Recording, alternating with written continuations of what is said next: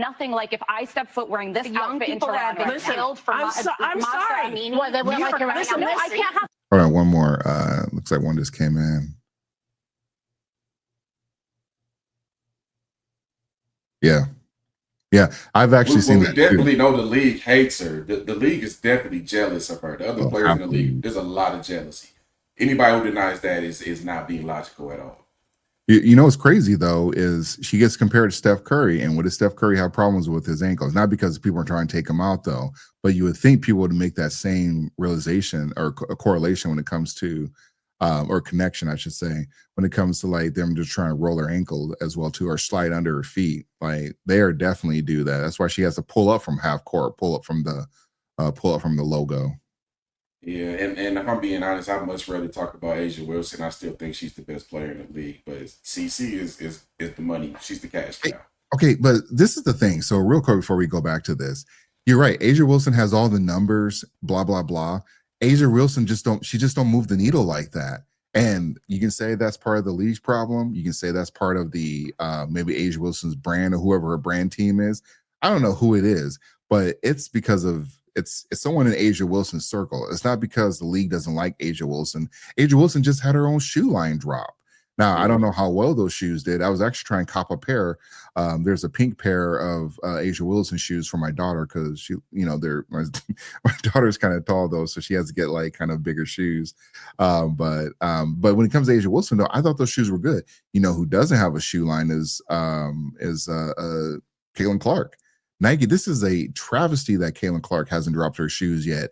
And I think they held off to drop her shoe line because they want to do A'ja Wilson's, they want to drop A'ja Wilson's shoe first, which that's terrible on Nike's. Yeah. Their whole marketing department needs to be fired immediately. Yeah. And A'ja Wilson, not a bad. They have people that they literally pay people to research the market to see what's popping and what's not. Yeah. Anybody with a brain can see that Caitlin Clark is popping right now. Yeah. I think not to drop her shoe is ridiculous and stupid. I think they're afraid of the backlash. I think the WNBA is afraid of the backlash as well, too, because they don't highlight WNBA. But this is the thing. If all these fans that come on here and they hate on Caitlin Clark, how come they're not jerseys? How come like A'ja Wilson's jersey is not selling out? How come Angel Reese jersey isn't selling out? The same reason why these NBA finals are the least watched in the last 20 years, because fans want to see stars. They don't care about the purity of basketball, because if you cared about the purity of basketball, you would know who A'ja Wilson is and you would watch her.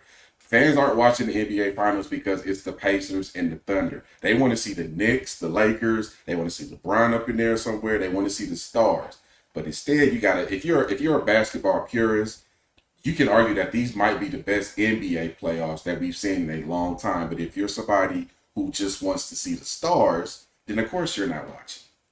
Yeah, same thing with the WNBA. If Caitlin Clark ain't there, ninjas ain't watching. Hey, I get your point though, but I think you're being a little generous with LeBron James, because LeBron James has definitely turned the league upside down because of, for better or for worse, LeBron James has been problematic for the league as well too. So I don't disagree with that, but that doesn't change the fact that people want to see him play. Every time he comes to Phoenix, the games sell out and the ticket price. Yeah, I know. I get what you're saying. I get what you're saying, but because of how the NBA is catered, it's like, you know, it's funny. So the NBA is catered to LeBron James, but the WNBA, which is ran by the NBA, or at least there's some say so there, they don't cater to Caitlin Clark, which is so weird though. And you can make the argument that LeBron James is the face of the league for the most part, at least for right now, until for the next 2 years. But for CC is definitely the face of the league, and they're doing a huge disservice to her. Yeah, and Overzealous just dropped another comment, and this is another Steph Curry comparison, in my opinion. CC has many WNBA records already, and she just started her second season. That's just like Steph Curry. Think about how quick he took down Reggie Miller and Ray Allen's three-point records. Yeah. Quick. Caitlin Clark is doing the exact same thing, so the comparison still holds up. Yeah. All right. Last topic. My hair showing. I can't wear a skirt. I can't have my arms out. I think it's very different to live in the United States in 2025 than it is to live in Iran. Not if you're black. Not for everybody. Not if you're black. Guys, don't go to Tehran. Do not anyone at the table to go to Tehran. Let me tell you about being in this country. This is the greatest country in the world. But yeah, I know that. I know that. And we all know that. But every day we are worried Do we have to be worried about our kids? Are our kids going to get shot because they're running through somebody's neighborhood? I hate that Tell you audience. what, my dream is to become a millionaire victim, just like Whoopi Goldberg. The fact that she can go on television and sprout nonsense like that, free of persecution or anything else that's going to come her way, is evidence America is the freest country on earth, far different to Iran. And for her to say, yeah, I know Iran's bad, but what about black people in the United States? Is quite she is a perpetual victim, isn't she? And to try and draw any sort of similarity or equivalence between Iran's human rights abuses, the fact it literally plucks women off the street and disappears them and executes them for showing their hair is extraordinary. But she is someone who has a record of not knowing her history on the stuff and trying to minimize the suffering of other peoples and races. Take a look at what she said back in 2022 when she was speaking about the Holocaust. The Holocaust isn't about race. I remember that. No, it's not about race. It's about a different race. But it's not about race. It's not about race. What is it about? Because it's about Really man's big. inhumanity to man. That's what it's about. Let's put aside the fact that someone's obviously been hitting the Ozempic pretty hard in the past few years. Hey, Sorry, she but caught I that think it's immediately. Shots fired. All right. Whoopi Goldberg. See, this is, what the funny thing is, real quick, just to, table set this. Whoopi ain't got no black husband, ain't got no black kids. She might have some black cousins or whatever the case is, though.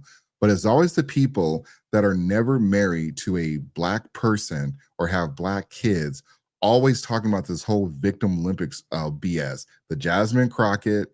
I'm trying to think of there's somebody else that I'm thinking of too, though. But a lot of these woke people, or Kamala Harris, she ain't got no, you can say stepmom, blah, blah, blah. You can say she's black, whatever. She ain't married to a black man. They always talk about this victimhood narrative, but they're not married to the people that they say they're caping for. So, and for her to think that there's an okay statement to say the things about black people are more oppressed than Iranians. I mean, shit. I ain't going over there. Nobody's going over there. Like, go over there, Whoopi, and watch what happens. I feel like Overzealous is killing it. yeah. Wait, isn't she Jewish? She Whoopi? was at one point. I don't know if she still practices or not.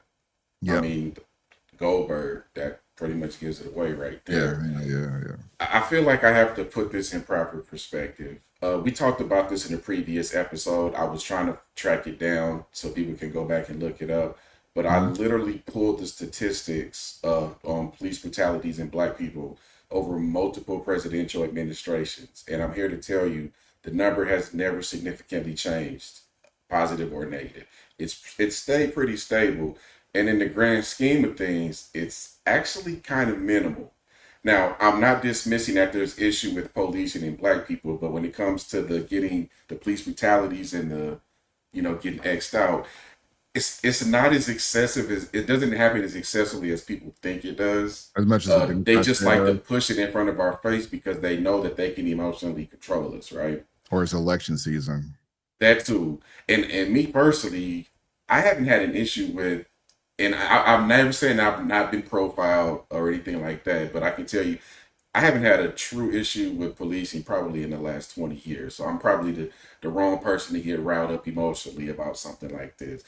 That being said, the View is doing what they do best.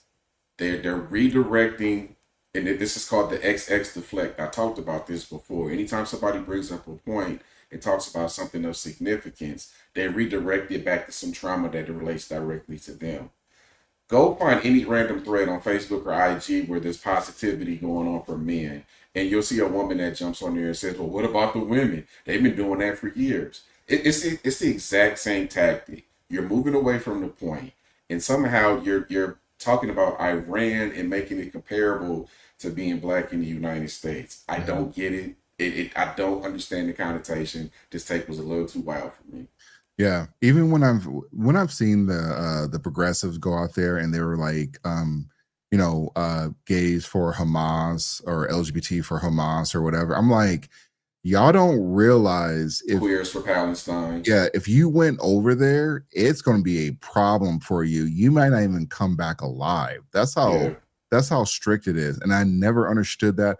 I never understood why women were like, pushing for Gaza or Hamas. I'm like, do y'all understand what'll happen if you don't dress code, you don't wear the right things?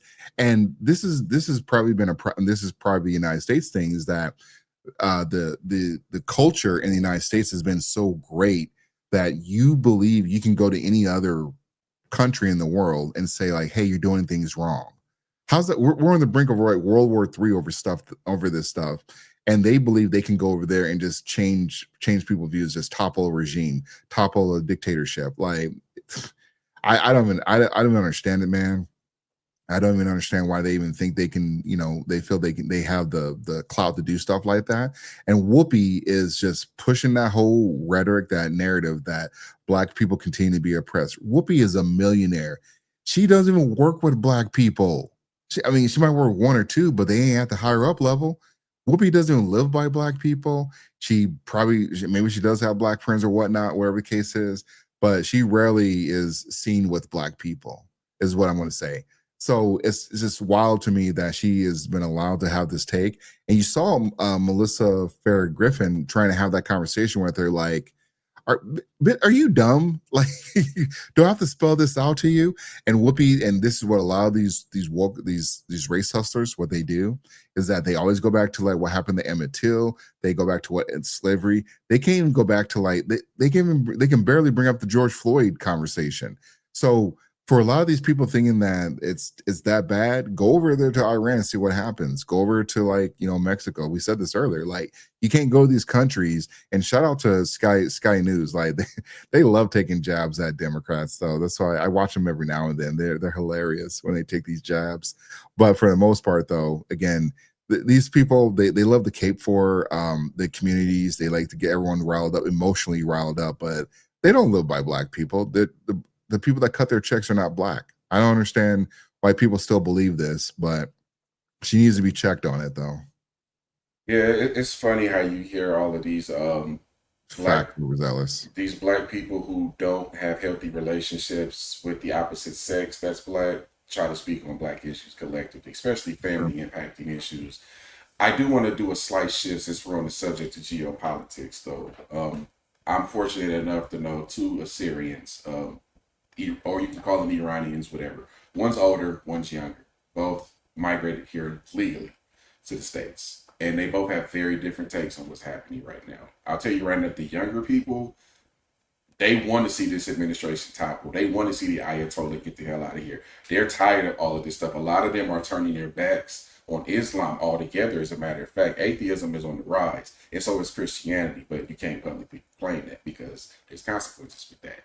You talk to some of the older people that migrate here, and they're a little bit more moderate on stuff like that. They want to keep the tradition, but they have the same issues with the Ayatollah and the president as the younger people do. So there's a lot of people internally in Iran that are kind of rooting for this administration to fall. I think people should be mindful of stuff like that.